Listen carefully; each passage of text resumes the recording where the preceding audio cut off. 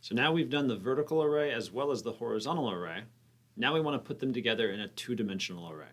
So we're going to have to build our two-dimensional array first, and then figure out how to access the different elements of the array. So again, let's flip back into VBA. We're going to use our code that we had. Let's just use it to adapt it again to build a two-dimensional array. So let's go ahead and pull off this one. Let's make a lot of space down here. Let's start out by renaming it. So we'll call this one two-dimensional array.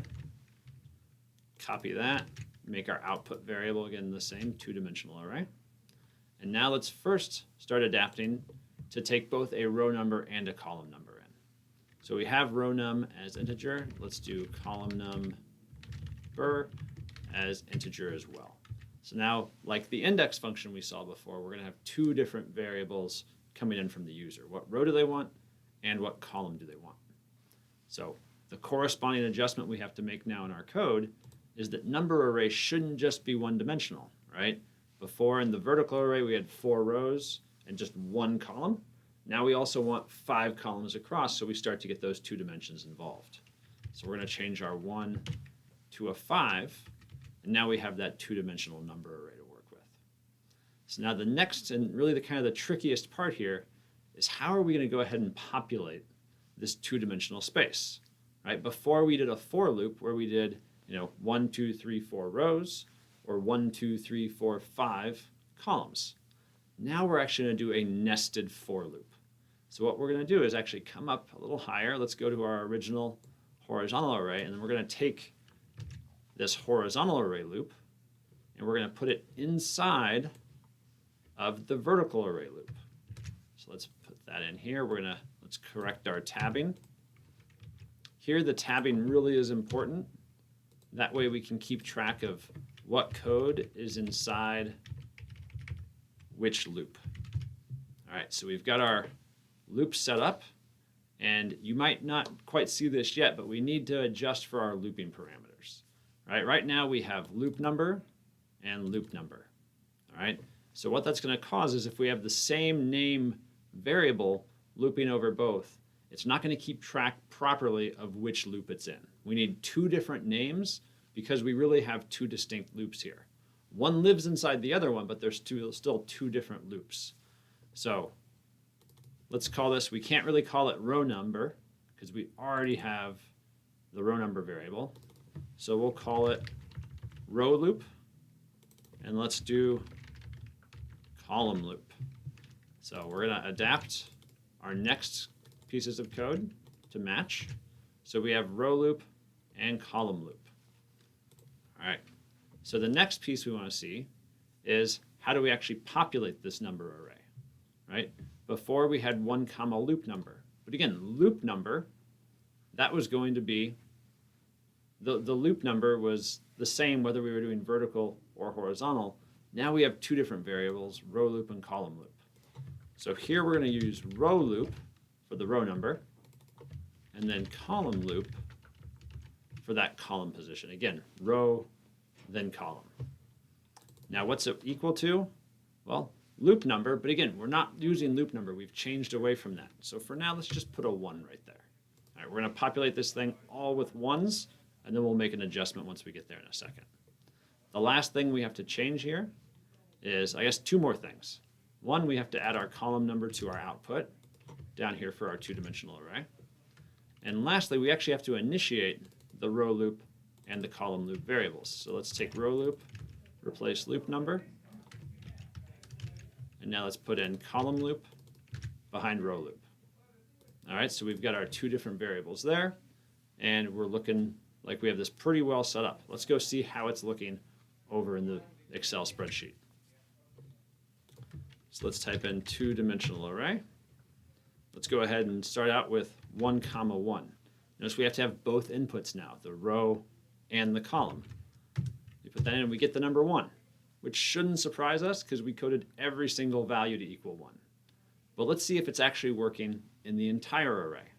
So the way we can do that, just like we did before, is we can actually use our rows and our column numbers. So we can do 2-dimensional array.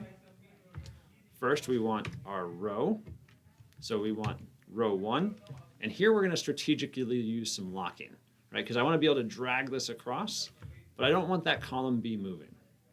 Similarly, I want to be able to reference that top row that tells me, do I want row 1, 2, 3, 4, or 5, or sorry, column 1, 2, 3, 4, or 5, but I don't want that moving as I drag down. So we're going to lock that. So now as we copy that, we paste our formulas across, and we see nothing but ones, which is, again, how we populated the array. So now let's go back over into VBA, try to get it to match how we populated here, and make sure everything's working. So there are a couple different strategies that we could approach to make this work. I'm going to show you one that I think is the simplest, but there are obviously other strategies that would work as well. What I'm going to do is create a new variable called answer. All right, answer is going to be a variable that we just increment up by 1 each time through our loop. So we're going to start out with the first time through our loop. We're going to say that answer is equal to answer plus 1. And again, remember from our previous looping videos, the important thing to remember about this equation is that, or this line of code rather, is it's not an equation, right? Answer equals answer plus 1 is not true, right? We could cancel answer out on both sides and we're left with 0 equals 1. Not true.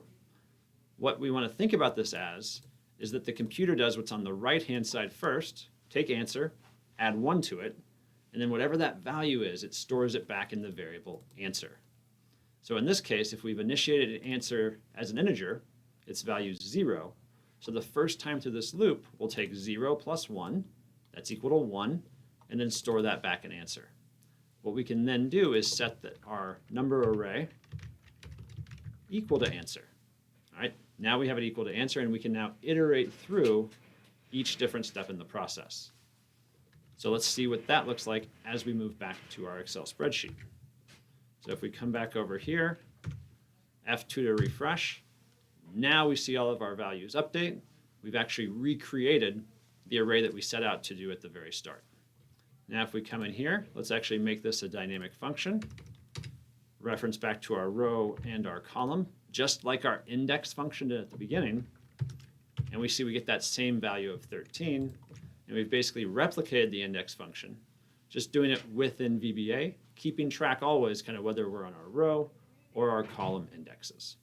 Now the last thing I want to do with this example is just walk through this nested for loop.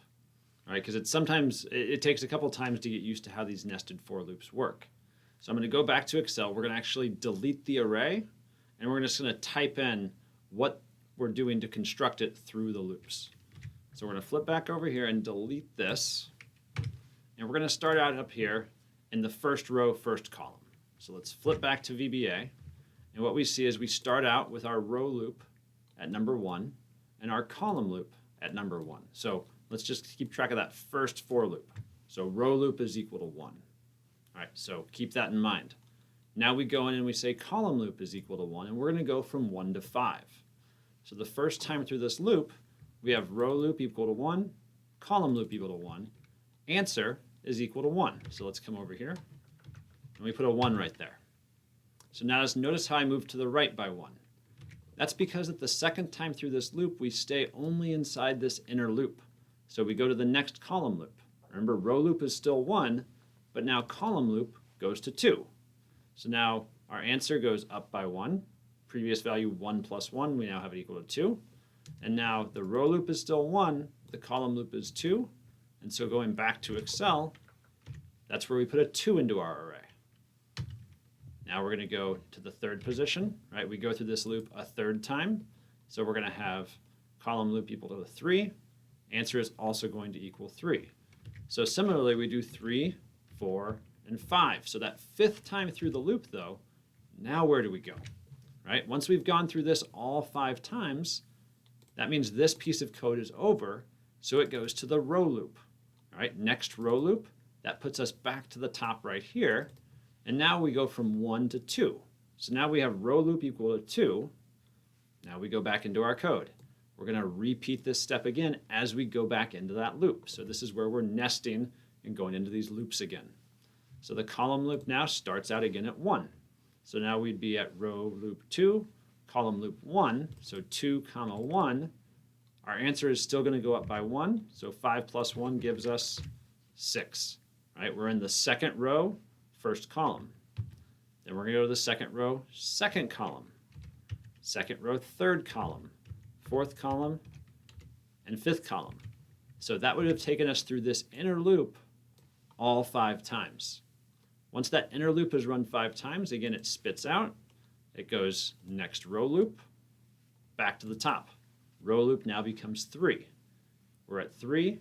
Column loop resets again to 1. So now we're back over here, 3 comma 1, and we have 11. Then 12, 13, 14, and 15.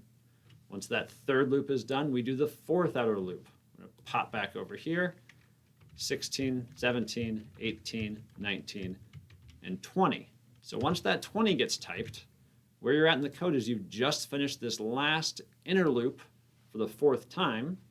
You go to next row loop, and since you've already done that outer loop 4 times, we're done. We go to our 2-dimensional array, and then we output our answer. So that's how we have 2 loops operating one inside the other to go from line to line to line, populating that entire array.